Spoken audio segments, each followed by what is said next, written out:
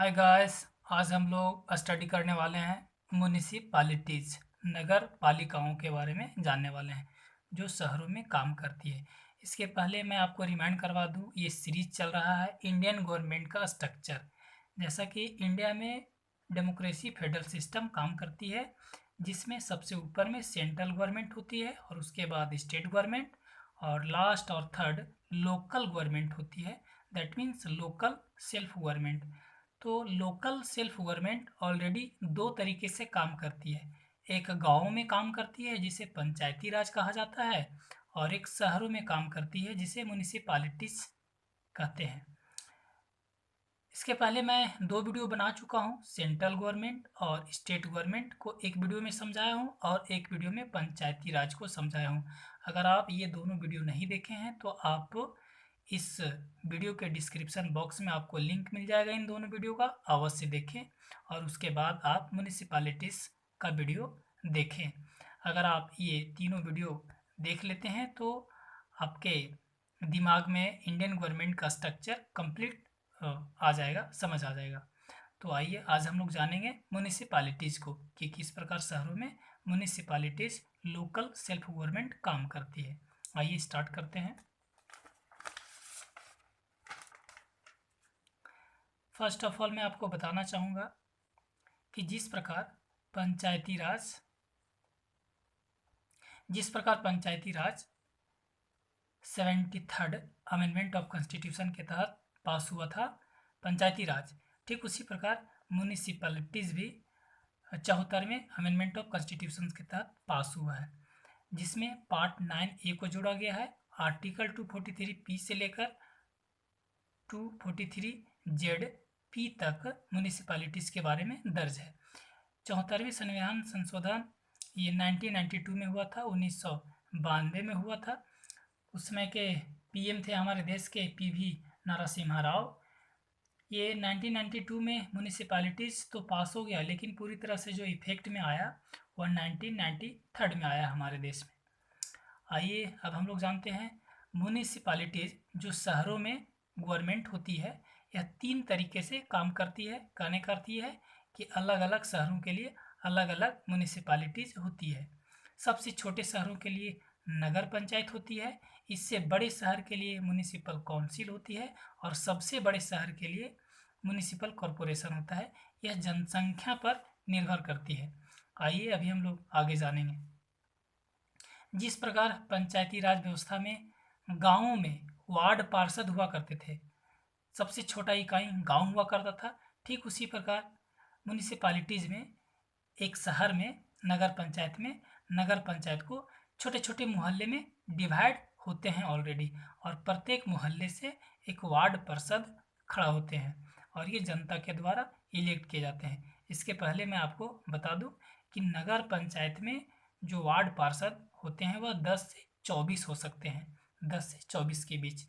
लेकिन municipal council में, क्योंकि इससे ये थोड़ा बड़ा शहर है, इसलिए इसमें 25 से 55 वार्ड पार्षद हो सकते हैं। और ये जो सबसे बड़ा शहर है म्युनिसिपल कॉरपोरेशन नगर निगम, इनमें से वार्ड पार्षद की संख्या 60 से लेकर 110 वार्ड हो सकते हैं, क्योंकि यहाँ की जनसंख्या ज़्यादा होती है इसके तुलना में, और इसके तुलना में यहाँ की जनसंख्या ज़्यादा होती है। तो आइए अभी हम लोग बात करते हैं। हम लोग यहाँ पर ये भी जानेंगे कि नगर पंचायत जो गाँवों से धीरे धीरे शहरों में बदलते जाती है उसे नगर पंचायत कहते हैं, और ये म्युनिसिपल काउंसिल ये तो शहर में तब्दील हो चुका रहता है। और ये जो है ये बहुत बड़े शहर होते हैं, जैसे मुंबई यूपी बहुत ज़्यादा जनसंख्या घनत्व वाला सिटी होता है। तो यहाँ तक हम लोगों ने बात कर ली कि प्रत्येक मोहल्ले से एक वार्ड पार्षद खड़ा होते हैं और जनता के द्वारा एक मोहल्ला में एक वार्ड पार्षद चुने जाते हैं, और इस तरह से 10 से 24 वार्ड पार्षद हो जाते हैं एक नगर पंचायत में। और ये जो वार्ड पार्षद है ये अपने ही में से यही 10 से 24 वार्ड पार्षद में से एक को हेड बना दिए जाते हैं, चेयरमैन बना दिए जाते हैं, अध्यक्ष बना दिया जाते हैं, और इनका चुनाव यही वार्ड पार्षद ही करते हैं।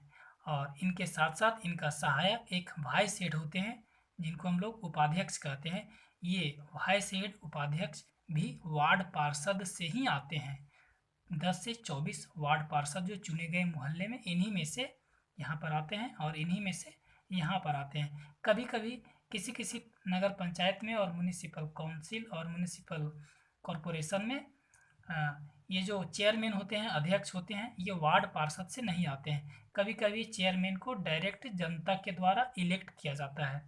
तो ये बात आप याद रखेंगे।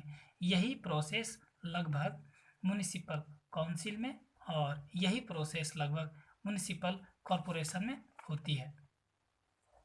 उसके बाद हम लोग जानेंगे, लेकिन थोड़ा सा नाम चेंज हो जाता है ऊंचे लेवल पर जाते जाते। वार्ड पार्षद तो ये तीनों में आते हैं जो मोहल्ले में इलेक्ट किए जाते हैं, लेकिन ये तो चेयरमैन हो गए और ये वाइस हेड हो गए, दैट मीन्स वाइस चेयरमैन इसको कह सकते हैं आप, इनके ये सहायक हैं।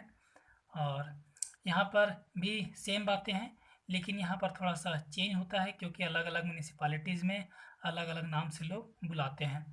इनमें से हेड को मेयर कहा जाता है और यहाँ पर वाइस मेयर होता है।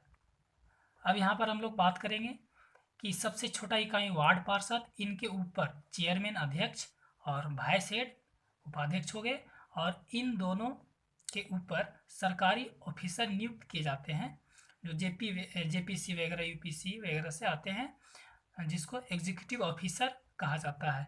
और ये चेयरमैन और ये वाइस चेयरमैन, वाइस हेड, इनके साथ मेल मिलाप करके ये काम करते हैं, अपने नगर पंचायत को डेवलप करने में लगते हैं। और ये एग्जीक्यूटिव ऑफिसर इन तीनों मिल करके ये फंड्स को, किसी भी कार्य को वार्ड पार्षद को सौंपते हैं और ये वार्ड पार्षद अपने अपने मोहल्ले में इम्प्लीमेंट करते हैं। और यही प्रोसेस लगभग म्यूनिसिपल काउंसिल में और म्यूनिसिपल कॉरपोरेशन में भी होता है।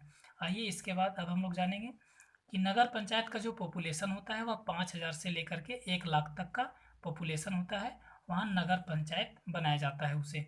और म्यूनिसिपल काउंसिल में जो पॉपुलेशन होता है वह 1 लाख से 5 लाख तक, 5 लाख तक की पॉपुलेशन निवास करते हैं म्यूनिसिपल काउंसिल में। वहीं पर म्यूनिसिपल कॉरपोरेशन में ये जनसंख्या पॉपुलेशन 5 लाख से एवव होते हैं, वो म्यूनिसिपल कॉरपोरेशन होता है। इसके बाद हम लोग बात करेंगे जो कार्यकाल होता है, जो टेन्यूर होता है, वह लगभग पंचायती राज के समान ही होता है, 5 साल का। यहाँ पर भी टेन्यूर 5 साल, 5 ईयर्स, सेम। आगे हम लोग बात करेंगे रिजर्व्ड। कुछ सीटें रिजर्व होता है जिस प्रकार पंचायती राज में होता है उसी प्रकार यहाँ पर भी होता है।